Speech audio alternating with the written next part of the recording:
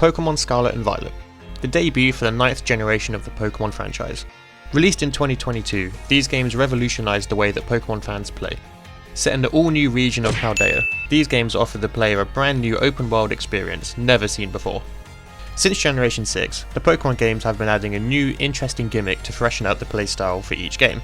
Generation 6 had Mega Evolution, Generation 7 had Z-moves, Generation 8 had Dynamaxing, and in Generation 9 we have hats. Who's laughing now? I got my hat. These hats symbolise that the Pokemon has terastallized, which means that the Pokemon has its type changed to its Terra type, boosting the damage of any moves used by the Pokemon that match its Terra type. I've been a Pokemon fan for the majority of my life, but I was more of a fan of the DS games rather than the Switch ones. And that wasn't just because I didn't like them or anything, I just didn't bother getting a Switch. Until recently, that is. When Pokemon Legends ZA was announced, I was discussing with my friend about how I haven't caught up with the games and felt like I should before Legends ZA comes out. That way I would actually be caught up and could experience the launch with the rest of the world. So what did I do? Nothing. For a while at least. When I could actually be bothered to, I went and picked up a Switch. Okay, I might be a bit late on this one. I played through Pokemon Sword first, and actually thought it was pretty good. Once I had finished with that, I went and got myself a copy of Pokemon Violet, and played it for the very first time.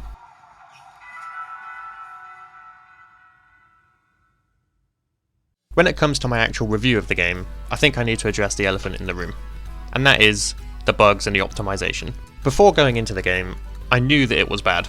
I had seen clips and other people talking about it in reviews, but I hadn't actually experienced it for myself, so I thought, you know what, I'll play it and then see what I think. So even though I went into it knowing that it was full of bugs and wasn't optimized very well, I was still surprised at how bad it was. It was worse than I thought. So after my first couple of hours of playing, I was thinking, wow, this really is a buggy mess, and saw the fabled classroom scene. Oh god, I don't want to be reminded of that. As these games are open world, you can do any of the objectives in whichever order you like. The only issue with this is that the levels are set in stone. The levels are decided beforehand, which means that they don't scale with the level of the player. So you could go to the 8th gym and do that first if you wanted, but you probably wouldn't get very far. On my first playthrough, I did the bug gym, which is the first one in the most optimal route. And then after that, I decided to go towards the psychic gym, which I learned quite quickly was not the right route to go. I do like that we can finally choose what route we take, because previously in Pokemon games it would be, okay, you gotta go here, you've gotta go there, you gotta do this thing, and it was very linear, which can be good or bad depending on what kind of person you are. However, even though you can go whichever order you like, there is a most optimal route on which way to go through the game. So quite often people will miss out gyms or miss out Titans. Oh wait, yeah, I need to talk about the Titans. Like most other Pokemon games, this game is split up into 3 different stories. The Gym Challenge, defeating the team of the game, and in Pokemon Scarlet and Violet's case, it's taking on the Titan Pokemon. Storylines such as defeating the team and doing the Gym Challenge are things that will just come naturally with a regular Pokemon game. However, like I said earlier, it's quite linear and will guide you through exactly what to do and when. Because in this game you can do it in whichever order you want, you can do, if you wanted to, all of the gyms, and then all of the Titans. It might be a bit tricky, but you could in theory do that. So instead of it all being one path, they've split it into 3 different paths that you can go down at your own pace. So with there being a most optimal route, you're expected to kind of just work out where to go. So if you go to take on a gym, and it's too high level, you might think, okay, perhaps I'm not the right level for this yet, I will go somewhere else and take on another gym, or perhaps one of the Titans, or I'll go and raid one of the Team Star bases, which is the 3rd story. But what if you didn't want to just brute force your way into working out the optimal route? And if you were playing it on day 1, I know I'm not, but let's just pretend for the sake of this. If you were playing on day 1, you wouldn't know what the optimal route is yet, because nobody does. If only there was a way that you could be told somewhere in-game what the next thing to do is. And that's where the Pokemon Center lady comes into this. Because when you talk to the Pokemon Center lady, there is an option that says, I don't know where to go. And once you press this, she then gives you a recommendation on what your next task should be.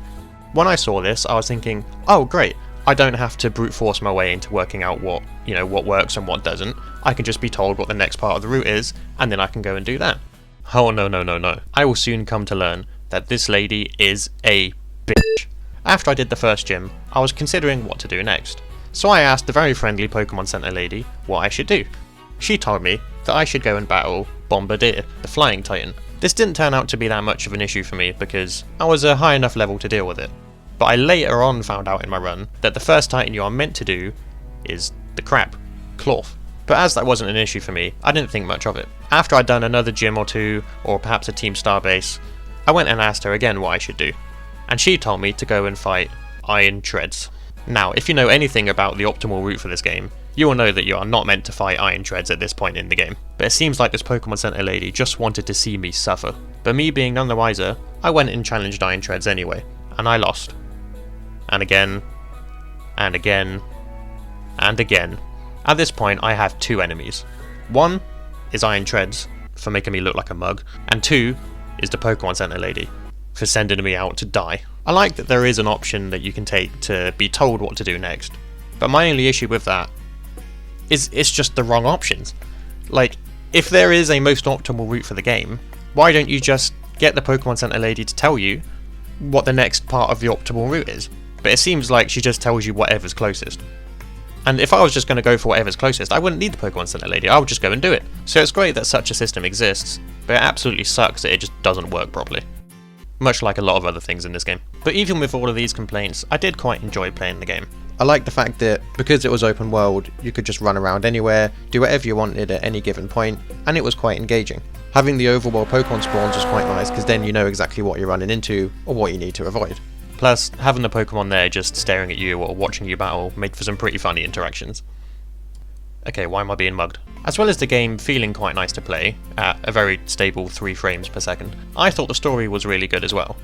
And dare I say, potentially the best story in any Pokemon game yet. So a very subtle spoiler warning, because I'm going to be talking about the story. You play as a student, enrolling in the UVA? I'm going to say UVA Academy, which is basically this rich trainer school. And you get told to go on what they call a treasure hunt, which is where you go out and explore the region of Paldea looking for treasure. But this treasure is different and personal to each person. If that treasure for you is becoming the champion, if this treasure for you is making friends, if this treasure for you is completing your Pokédex, doesn't matter. It's your treasure and you get to go and find it. You get given these 3 paths to take. Defeating all the gyms and becoming a champion ranked trainer, going and defeating all the Titan Pokemon, or helping take down Team Star by raiding all of their bases. I personally think that the Team Star portion of the story was my favourite, mainly because at the start of the game, you are led to believe that they are the bad guys, like is usually the case in Pokemon games.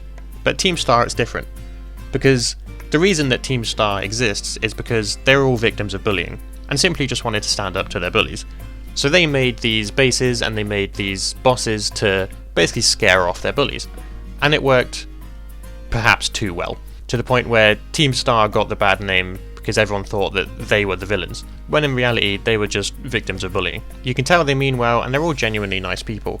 And towards the end of the story, when they all have the reunion and they all meet Penny for the first time, when you find out that Penny is the big boss, I just think it's really sweet to see them all together and to be, actually great friends, and also just nice people, and they're not the villains at all. The Titan story comes from this guy called Arvin. Basically, he has this Mabostiff. Mabostiff?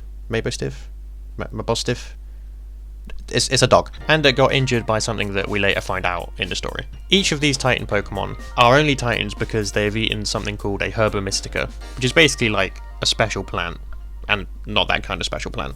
And this plant makes them grow bigger and get big powers. Once you fight off the Titan Pokemon, you find the Herba Mystica, and he makes a sandwich out of it, which he can then feed to his dog, which then gives him some of the strength back. His whole reason for doing this is he wants to cure him and make his dog better because it's his best friend in the whole world. You, coincidentally, also give your sandwich to your dog, which in my case was Miraidon, as I was playing Violet. And each time you give Miraidon a sandwich, it gets extra abilities that you can use in the overworld. These are Dash, where you can go a bit faster, you get a higher jump, being able to float on water, a glide, and being able to vertically climb. The gym side of the story is pretty self-explanatory. This happens in all Pokemon games. You battle each of the gyms, you get the badges, you battle the Elite Four and the champion, and you become the champion of the region. However, in this region, you simply just get the champion title, as opposed to being the champion. Once you complete all 3 of these stories, you have access to what I like to call the final story, which is where you learn about the mysteries of Area Zero, which is the giant crater in the middle of Paldea. During this part of the story, you, Arvin, Nemona, and Penny all form a squad together to go down into the crater, because Professor Turo tells you that he needs your help. Once you get down into the crater, you have to disable 4 locks, which are each located inside a research facility. As you make your way down, you encounter a bunch of the Paradox Pokemon, which are Pokemon that come from the future. They come from the future because down at the bottom of the crater, the professor built a time machine basically, which fetches Pokemon from the future and brings them to the present. During your journey down, your Miraidon gets scared and stays in its ball. You later find out it's because of this other Miraidon which has all of its combat power and seems like it's just an abusive parent or something. Wow, there's a lot of bullying in this game, isn't there? Once you get inside the lab where Professor Turo is, you find out that Professor Turo is actually a robot. At least at the moment. Professor Turo was real, but he created an AI robot and put his consciousness inside it. Once the real Professor Turo had died, the AI robot kept operating in his place. And basically it's your job to turn off the time machine because it's causing a lot of problems. However, because this AI synthetic Professor Turo is powered by all of the crystals and stuff down in the crater, once the time machine shuts off, he warns you that he will become hostile and will try to stop you. This is where you take part in an epic battle between yourself and the AI Professor Turo in evil mode.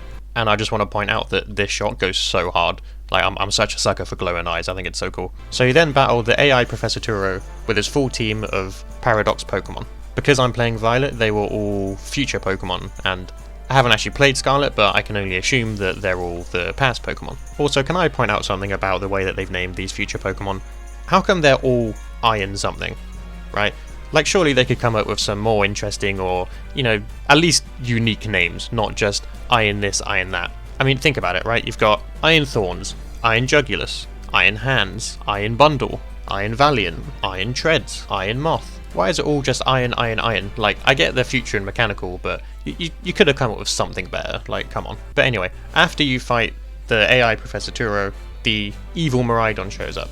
And you can't use any of your Pokemon because they're locked in their balls through some sort of lockdown protocol that the time machine has. So that's when your own Miraidon comes out to save the day, puts himself into battle mode, and absolutely goes ham on this other Miraidon. Once you've dealt with the evil Miraidon, you and your new squad decide to call it a day and head home. That's when this funny little cutscene plays of the lot of you walking home together, and then the credits roll. So what are my final thoughts on the game overall? I actually thought it was brilliant. Yes, it was buggy as all hell and ran at like 3 frames per second, but if you can put that out of your mind, it was a great experience. Being able to explore the big region of Paldea was so fun because you got to do whatever you wanted to do and when you wanted to do it. I also quite like the collectathon nature where you could go around and just pick up loads of stuff, loads of items. I never had to buy potions or Pokeballs once in my entire playthrough because you could just find them all on the floor. I enjoyed quite a lot of the features that came with the open world, such as being able to take pictures and selfies with Pokemon, being able to get all your Pokemon out for a picnic and be able to see them all in one frame together, and just the movement was quite fun while riding around on Miraidon. At the point of me recording this, I haven't done anything past the credits, so there might be more for me to do. But even if there isn't much outside of doing raids or completing the Pokédex or shiny hunting, I've still enjoyed my experience. So yes, there were more bugs in the game than there are bug-type Pokemon, but even though the game just barely runs, I think how good the story was and how much there is to do in the game kind of outweighs it and almost makes it worth it. And of course, I'm not excusing the fact that you can just get away with making a game awfully optimized and it'll be good, but I am saying that not everything is to do with how it plays or the graphics. Of course, that plays a big part, and there has to be a base level of optimization and making sure it actually runs smoothly. But even with the many bugs and frame drops, I had a great time playing this game, and would definitely recommend it to any Pokemon fan that hasn't already played them. So those are my thoughts on Pokemon Scarlet and Violet after playing them for the first time in 2025. What did you think of these games? And what did you think of this video? Let me know in the comments. Don't forget to like and subscribe, and I'll see you on the next one.